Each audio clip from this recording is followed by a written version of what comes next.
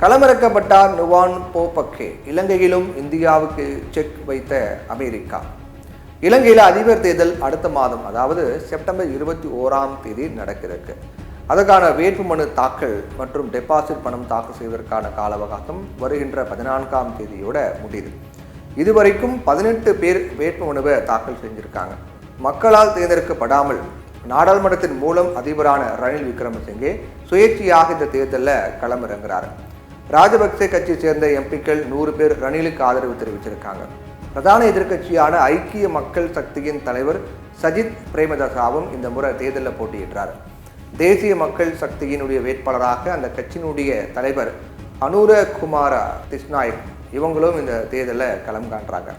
முன்னாள் அதிபரும் போர்க்குற்றவாளியுமான மஹிந்த ராஜபக்சவின் தலைமையிலான ஸ்ரீலங்கா பொதுஜன பெருமுனா சார்பில் மஹிந்த ராஜபக்சவினுடைய மகன் நமல் ராஜபக்சவும் தேர்தலில் போட்டியிடுகிறதா அறிவிக்கப்பட்டிருக்கு. ஸ்ரீலங்கா சுதந்திர கட்சியினுடைய முன்னாள் தலைவரும் முன்னாள் அதிபருமான மைத்ரிபால சிறிசேனாவின் ஆதரவுடன் முன்னாள் அமைச்சர் விஜயதாச ராஜபக்சவும் முன்னாள் இராணுவ தளபதி ஃபீல்ட் மார்ஷல் சரத பொன்சேகராவும் தேர்தலில் போட்டியிடுகிறதா அறிவிக்கப்பட்டிருக்கு.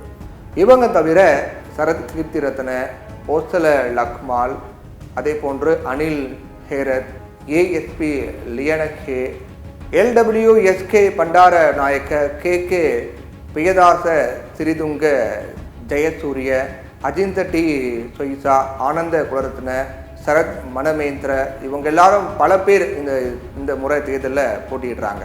அதனால் இந்த போட்டிங்கிறது மிகப்பெரிய எதிர்பார்ப்பை ஏற்படுத்தியிருக்குன்னு தான் சொல்லணும்.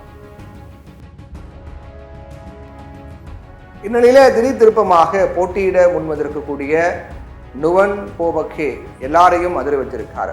இதற்கு முக்கிய காரணம் இருக்கு. என்னன்னா, ராஜபக்சவை நாட்டை விட்டே ஓட வைத்த காலி முகத்திடல் போராட்டத்தில் ஈடுபட்டவர்கள் சார்பில் அவர் போட்டியிடுவதால் இதர கட்சிகளின் வேட்பாளர்கள், மற்ற கட்சியினுடைய வேட்பாளர்கள் அதிர்ச்சி அடைந்திருக்காங்க. நுவான் போபகே ஒரு வழக்கறிஞரும் ஆவார். ராஜபக்சே குடும்பத்தின் மீது கொலைவெறியில் இருந்த புரட்சியாளர்களின் வழக்கறிஞர் தான் நுவான் போபகே. போராட்டத்தில் ஈடுபட்ட லட்சக்கணக்கான மக்கள் நுவான் போபகேவிற்கு ஆதரவு வாக்களிப்பார்கள் அப்படின்னு போராட்டக்காரர்கள் அறிவிச்சிருக்காங்க. இலங்கையில் இதுவரைக்கும் ஆட்சிப்பிடம் ஏறிய பிரதான கட்சிகளாக ஐக்கிய தேசிய கட்சி, ஸ்ரீலங்கா சுதந்திர கட்சி மற்றும் ஸ்ரீலங்கா பொதுஜன பெருமுனா ஆகியவை தற்போது பிளவடைந்திருக்கு. ரணில் விக்ரமசிங்கே தலைமையிலான ஐக்கிய தேசிய கட்சி கடந்த தேர்தல் காலத்தில் ரணில் விக்ரமசிங்கவிடமிருந்து பிரிந்து ஐக்கிய மக்கள் சக்திங்கிற பெயரில் சஜித் பிரேமதாசா ஆரம்பித்தார். ஐக்கிய தேசிய கட்சியை பிரதிநிதித்துவப்படுத்திய பெரும்பாலான உறுப்பினர்கள் இப்போ பார்த்தீங்கன்னா ஐக்கிய மக்கள் சக்தியுடன் கை கோர்த்திருக்காங்க.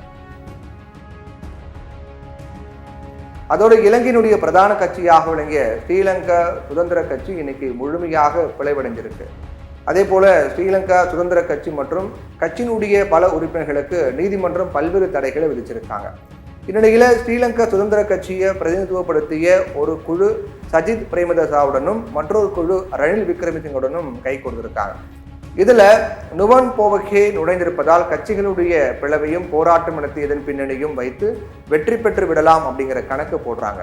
நுவான் போபகேவுக்கு பின்னணியில் அவருடைய பேக்ரவுண்ட் அமெரிக்கா இருக்கலாம் அப்படின்னு சொல்லப்படுது. காரணம், சீனாவை முழுக்க ஆதரித்ததன் பின்னணியில் தான் அவரை தூக்கி எறியும் போராட்டம் நடைபெற்றது.